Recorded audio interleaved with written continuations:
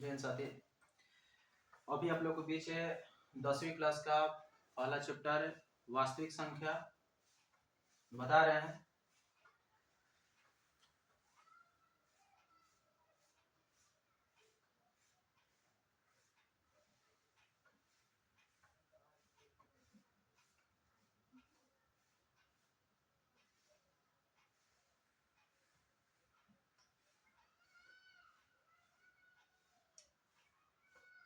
वास्तविक संख्या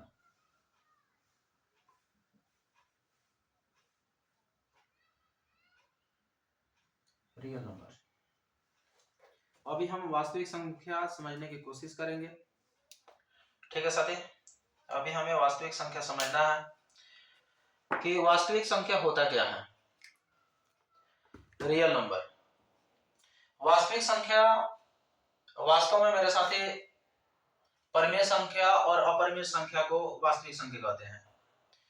इसलिए कि परिमेय संख्या p बटा q के रूप में होता है, यानी जैसा कि 2, 4, 10 हम p बटे q के रूप में ले लेते हैं, तो ये परिमेय संख्या होता है। और अपरिमेय संख्या वैसी संख्या होते हैं जो p बटा q के रूप में नहीं होता है, तो वो भी वास्तविक संख्या में आते हैं। ठीक है, तो देखते हैं कि वास्तविक संख्या में सबसे पहले हम प्राकृत संख्या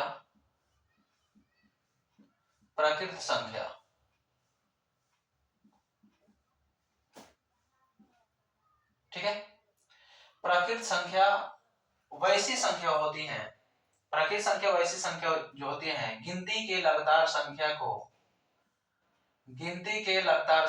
को वास्तविक संख्या कहते हैं, जो अनंत तक लिख सकते हैं। सीधी सी बात है कि प्राकृत संख्या वैसी संख्या होते हैं गिनती के लगातार संख्या है जिसका कोई अंत नहीं होता है, अनंत होता है, उसी को हम प्राकृत संख्या कहते हैं। दूसरे नंबर पूर्ण संख्या। क्या है? पूर्ण संख्या है। ये ऐसी संख्या है जो प्राकृत संख्या से लगातार गिनती की संख्या में पहले जीरो लगा देने से ये पूर्ण संख्या बन जाता है, जो कि ये भी एक अनंत संख्या है। पूर्ण संख्या भी एक अनंत संख्या है जो कि अनंत तक ये होता है, जिसका कोई अंत नहीं होता है। अगला पॉइंट सम संख्या। क्या है? सम संख्या। ठीक है, सम संख्या वैसी संख्या जो दो से पूरी तरह से विभाजित हो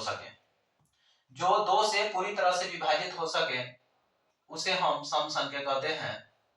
जैसा का 2, 4, 6, 8, 10 ऐसे और संख्याएं हैं।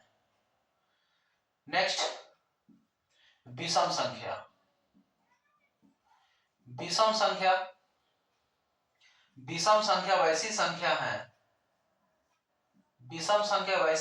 है जो दो से पूरी तरह से विभाजित ना हो, उसे हम विषम संख्या कहते हैं। जैसा कि 1, 3, 5, 7, 9, ठीक है, 9, 11 ऐसे और संख्याएं हैं जो दो से विभाजित नहीं होता है। ठीक है, अगला अभाज्य। क्या है? अभाज्य संख्या। ध्यान से देखिएगा, ध्यान से समझने की कोशिश कीजिएगा, ये वास्तविक संख्या में बहुत मदद करने वाली है। अभाज्य संख्या वैसी संख्याएं होती हैं जो खुद अपने से ही विभाजित होती हैं, खुद अपने ही अंक से विभाजित होती हैं और एक से विभाजित होती हैं। जैसे में 2, ठीक है, 3, 5, 7, 11, 13 डॉट डॉट आगे और संख्याएं हैं जो कि खुद से ही विभाजित होती है और एक से होती है। नेक्स्ट, भाज्य संख्या। भाज्य संख्या, भाज्य संख्या एक वैसी संख्या होती है, भाज्य संख्या एक वैसी संख्या होती है जो खुद से तो कटता है और किसी और अंक से कटता है, उसी को हम भाज्य कहते हैं। जैसा कि 4, 6, 8, 9, 10, ऐसे बहुत सारा संख्या है। ठीक है, ठीक है साथी, थोड़ा सा समझते हैं मेरे भाई कि अपरिमेय संख्या कैसे पता चले। जैसा कि आप देख रहे हैं दो से कटेगा और एक से कटेगा। हमने पहले बताया है कि वैसी संख्या जो खुद से कटे, विभाजित हो और एक से हो। जैसा कि 3 देखते हैं, 3 भी अपने से विभाजित होता है और एक से होता है। ठीक है, लेकिन यहाँ हम भाज्य के बारे में हम बताएं कि वैसी संख्या जो है 2 से ज्यादा अंकों से विभाजित होता है। जैसा कि 4 तो 4 से होता ही है, ये 2 से भी होता है और 1 से भी होता है। जैसा कि 6 देखते हैं यहाँ पे, 6 1 से भी होता है, 2 से भी होता है, 3 से भी होता है और अपने आप 6 से भी होता है। आप यहाँ 9 देख रहे हैं, 9 को भी बता दें, 8 को भी बता देंगे, 1 से है, ये 3 से भी है और 9 से भी है। 1 से भी कटेगा, 3 से भी कटेगा और 9 से पूरी तरह से कटेगा। जैसे कि 8 1 से भी होगा, 2 से भी होगा, 4 से भी और 8 से भी। तो साथी आप देख सकते हैं कि वैसी संख्या जो है 2 से ज्यादा अंकों से विभाजित होता है, कट जाता है, उसी को हम भाज्य संख्या कहते हैं। ठीक है, उसी संख्या को हम भाज्य संख्या कहते हैं। नेक्स्ट देखते हैं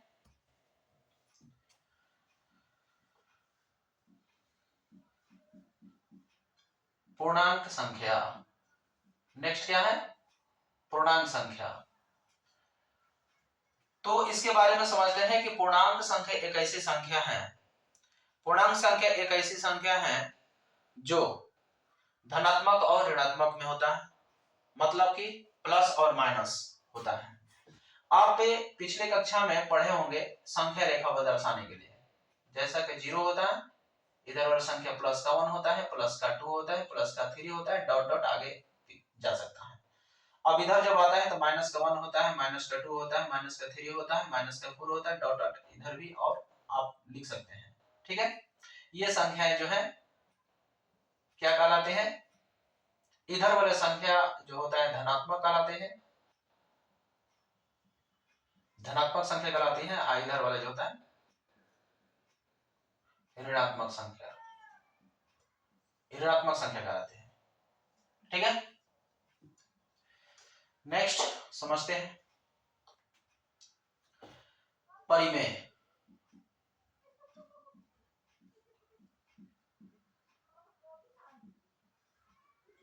परिमेय संख्या, परिमेय संख्या वैसी संख्या होती है जो p बटे q यानी p बाई q के रूप में होता है। p बाई q के रूप का होता है, p बाई q के रूप में होता है। ठीक है, और p और q, ठीक ना, p और q क्या है? पूर्णांक संख्या होता है, पूर्णांक संख्या होता है। p और q क्या होता है? एक पूर्णांक संख्या होता है तथा q नॉट इक्वल टू 0 होता है। q नॉट इक्वल टू 0 यानी बराबर नहीं का मतलब होता है कि q का मान 0 नहीं होता है, 0 से कम नहीं होता, ना ही 0 होता है। जब भी होता है 0 से ज्यादा होता है, जिसे हम बोल सकते हैं कि जिसका एचसीएफ जो होगा 1 होता है। ठीक है, नेक्स्ट समझते हैं अपरिमेय संख्या। अपरिमेय, अपरिमेय संख्या। ठीक है, अपरिमेय वैसी संख्या होती है जो p/q के रूप का नहीं होता है, इसके रूप में नहीं होता है, ठीक है ना, p/q के रूप में नहीं होता है। बस हमें इतना ही याद करना है कि p/q के रूप में नहीं होता। अब हम उदाहरण से समझते हैं थोड़ा सा।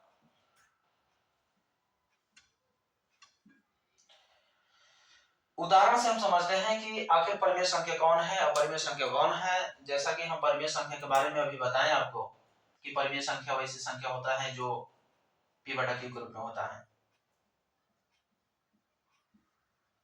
परिमेय, अपरिमेय, ठीक है। तो परिमेय संख्या क्या दो परिमेय संख्या होती है? तो हाँ होती है। बता सकते हैं कि हाँ होती है। क्यों? क्योंकि दो संख्या ऐसी संख्या है जिसके बट्टे में हम एक डाल सकते हैं, जैसे ये क्या होता है, परिमेय संख्या हो जाता है, ठीक है। क्या 4/5 परिमेय संख्या है? हाँ ऑलरेडी है, p/q के रूप में है, ये भी है। क्या रूट का 4 जो है परिमेय संख्या है? हाँ है, क्यों नहीं, क्योंकि रूट का 4 का वर्गमूल 2 होता है, बट्टे का 1 लगा सकते हैं तो परिमेय संख्या हो जाएगा। क्या माइनस का 2/3 परिमेय संख्या? हाँ है, क्यों नहीं है, ये भी परिमेय संख्या है। यानी पूरी तरह से p/q के रूप में होना चाहिए, ठीक है। क्या 0.5 परिमेय संख्या है? हाँ क्यों नहीं, ये पॉइंट हटाने के बाद बट्टे का 5/1 लिखकर 0 होगा, 5 एकम 5 है, 5 दूनी का 10 यानी 1/2 परिमेय संख्या में होता है, ठीक है। यानी पूरी तरह से आपको ये समझना है कि परिमेय संख्या वैसी संख्या होता है जो p/q के रूप में हो ही जाता है, ठीक है। अगर कोई भी धनात्मक संख्या हो तो आप नीचे में एक डाल सकते हैं, नीचे में एक डालने के लिए आप स्वतंत्र हैं, लेकिन ऊपर में आप एक नहीं डाल सकते हैं, ठीक है, ठीक है साथी। अब हम चलते हैं अपरिमेय संख्या की तरफ में कि अपरिमेय संख्या कैसी संख्या है। जैसा कि आप जानते हैं कि रूट में 2 का वर्गमूल नहीं निकलेगा तो बट्टे का 1 नहीं लग सकता, ठीक है। रूट का 3 नहीं लगेगा, रूट का 5 नहीं लगेगा, रूट का 7 नहीं लगेगा, ठीक है। ये सब जो है अपरिमेय संख्या है। और एक चीज और समझना होगा, जैसा कि 2 प्लस का रूट में 2 हम लिखते हैं, यानी कि 2 प्लस का रूट का 2, ये परिमेय संख्या है, ये अपरिमेय संख्या है। तो परिमेय संख्या और अपरिमेय संख्या का योग यानी कि जोड़ हमेशा अपरिमेय संख्या होता है। अगर हम बोले 2√3 परिमेय संख्या और अपरिमेय संख्या का गुणनखंड जो होता है ना, गुणनफल जो होता है ना, ये भी अपरिमेय संख्या में आता है। आपने सिद्ध करने में देखा होगा, सिद्ध कीजिए कि √3 एक अपरिमेय संख्या है, 2√3 अपरिमेय संख्या है ना, 2 प्लस √3 अपरिमेय संख्या, ऐसे आपने 1.3 में पढ़ने को मिलेगा, ठीक है। जैसा कि आप माइनस के देखते हैं, ये भी अपरिमेय संख्या में आता है। जैसा कि बट्टे में देखेंगे, ये भी अपरिमेय संख्या में ही आता है। आपको समझने की जरूरत है कि परिमेय संख्या ऐसी संख्या होती है जो रूट में रहे, रूट के अंदर रहे और जिसका वर्गमूल निकल जाए तो समझे कि परिमेय संख्या है, और जिसका वर्गमूल नहीं निकल रहा है तो समझे कि परिमेय संख्या में नहीं है। ज्यादा दिमाग लगाने की जरूरत नहीं है, बस सिंपल समझे। कोई भी अंक है उसके बट्टे में 1 लगा करके p/q के रूप में हम समझ लेते हैं, वो परिमेय संख्या में ही कहलाता है, ठीक है। बात समझ में आ गया होगा। अब हम थोड़ा सा प्रैक्टिस करवा दें कि प्राकृतिक संख्या वैसी संख्या जो होता है जो लगातार की गिनती की संख्या को प्राकृतिक संख्या कहते हैं। पूर्ण संख्या उसे कहते हैं जो लगातार की संख्या के पहले, लगातार गिनती की संख्या के पहले 0 लगा देने से पूर्ण संख्या बन जाता है। सम संख्या वैसी संख्या होता है जो 2 से विभाजित हो जाता है पूरी तरह से, उसे सम संख्या कहते हैं। विषम संख्या उसे कहते हैं कि जो 2 से पूरी तरह से विभाजित नहीं होता है, उसे विषम संख्या कहते हैं। अभाज्य संख्या उसे कहते हैं वैसी संख्या जो खुद से अपने से विभाजित होता है और 1 से होता है, उसे अभाज्य संख्या कहते हैं। भाज्य संख्या उसे कहते हैं जो खुद से अपने से विभाजित तो होता ही है और किसी और से विभाजित हो जाता है। जैसा कि हम पहले आपको उदाहरण में बता चुके हैं, ठीक है। पूर्णांक संख्या वैसी संख्या होता है जो धनात्मक और ऋणात्मक में होता है, वही संख्या जो पूर्णांक संख्या कहलाता है। और परिमेय संख्या उसी संख्या को कहते हैं जो p बटा q के रूप में होता है। और p और q जहां पूर्णांक संख्या होता है, सह आभाज्य पूर्णांक भी कहा जा सकता है, ठीक है। सह आभाज्य पूर्णांक संख्या होता है जहां q नॉट इक्वल टू 0 यानी q का मान 0 नहीं होता है, उसे हम परिमेय संख्या कहते हैं। अपरिमेय संख्या उसे कहते हैं जो p बटा q के रूप में नहीं होता है, उसी को हम क्या कहते हैं, अपरिमेय संख्या कहते हैं, जैसा कि उदाहरण में आपको यहाँ पर हमने बता दिया। चलिए एक और पॉइंट समझ लें कि प्राकृत संख्या कहेगा अगर आपसे कि सबसे छोटी से छोटी प्राकृत संख्या क्या है, थोड़ा सा यहां समझ ले साथी कि बहुत इंपॉर्टेंट है। प्राकृत संख्या सबसे छोटी से छोटी प्राकृत संख्या क्या होगा, तो 1 होगा। सबसे छोटी से छोटी पूर्ण संख्या क्या होगा, तो 0 होगा। सबसे छोटी सम संख्या क्या होगा, 2 होगा। सबसे विषम संख्या छोटी क्या होगा, 1 हो। सबसे छोटी अभाज्य संख्या क्या होगा, तो 2 होगा। सबसे छोटी भाज्य संख्या क्या होगा, तो 4 होगा, ठीक है। तो इस तरह की जब भी पूछेगा तो आपको बताना होगा। एक और सवाल पूछता है कि सबसे छोटी सम संख्या और सबसे छोटी अभाज्य संख्या कौन ऐसी संख्या है, कौन ऐसी संख्या है जो सबसे छोटी सम संख्या भी है और सबसे छोटी अभाज्य संख्या है, तो आपको आंसर क्या मारना है, 2 मार देना है। 2 ऑप्शन में रहेगा, ठीक है। तो आई होप आपको समझ में आ ही गया होगा। तो नेक्स्ट आपको और पॉइंट एक और बता देते हैं, ठीक है। चलते हैं परिमेय संख्या, अपरिमेय संख्या। क्लियर हो गया। आप एक और पॉइंट समझते हैं,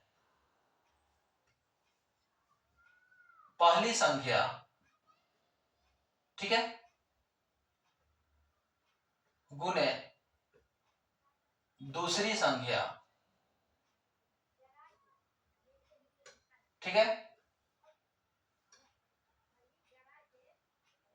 बराबर का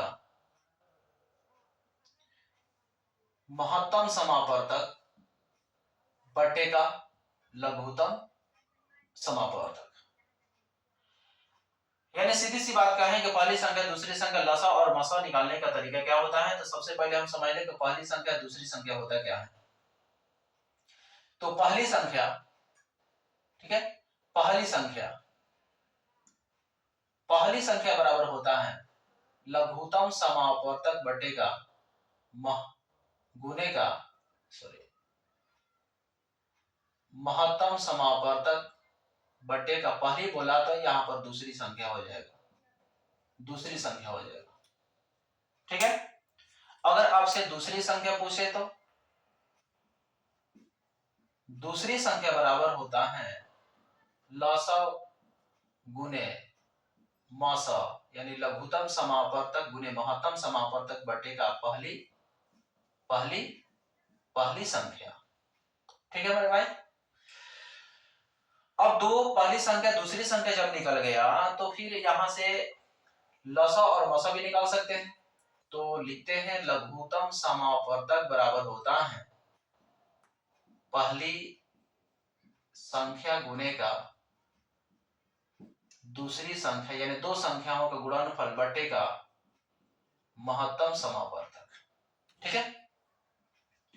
महत्तम समापवर्तक बराबर होता है पहली संख्या गुने का दूसरी संख्या बटे का लघुत्तम समापवर्तक, ठीक है।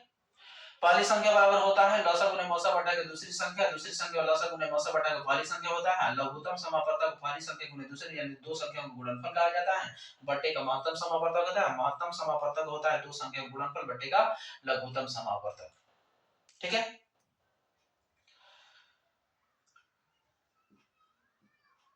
यूक्लिड विभाजन एल्गोरिथम,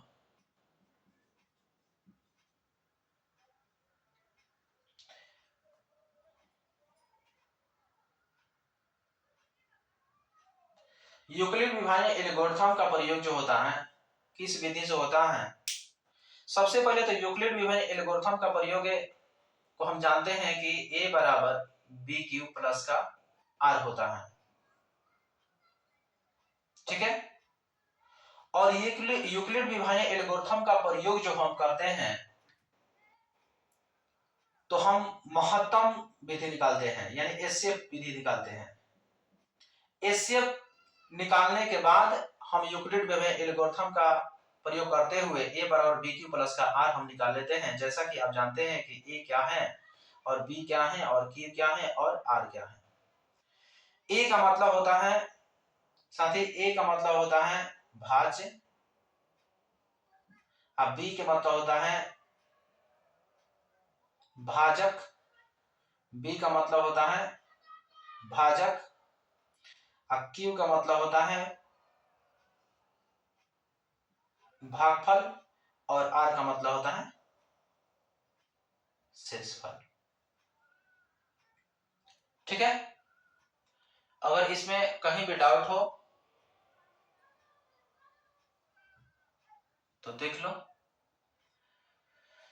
हमें तो कोई डाउट नहीं दिख रहा।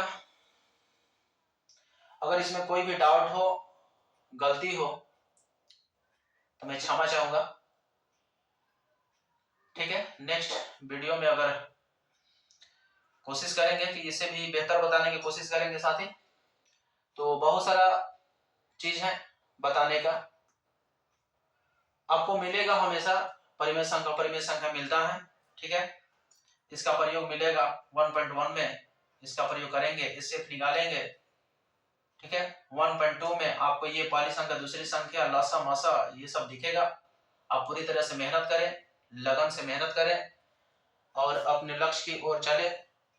हम चाहेंगे कि आप लोग मेहनत करें, इसलिए कि कहा गया है कि अगर हमें आगे बढ़ना है तो मेहनत करना ही पड़ेगा। ये ज्ञान और शिक्षा एक ऐसा शेरनी का दूध है जो जहां जाएगा वो दहाड़ता है, मेरा मानना ये है। तो मैं चाहूंगा कि सभी लोग, हम लोग मिलजुल करके इसे कामयाब करने की कोशिश करें और हमें अपने जिंदगी में ज्यादा से ज्यादा कामयाब होने की कोशिश करें और हौसला बुलंद रखें, अपने आप को हौसला बुलंद रखें, कभी भी हार ना माने कि हमसे ये नहीं होगा। सारा का सारा चीज आपके लिए ही बना है, हम लोगों के लिए ही बना है। हम लोगों को जगना होगा और हम लोगों को मेहनत करना ही होगा। तो संकल्प करें कि हम लोग जरूर कामयाब होंगे, जरूर कामयाब होंगे, जरूर कामयाब होंगे। ठीक है साथी, जय हिंद।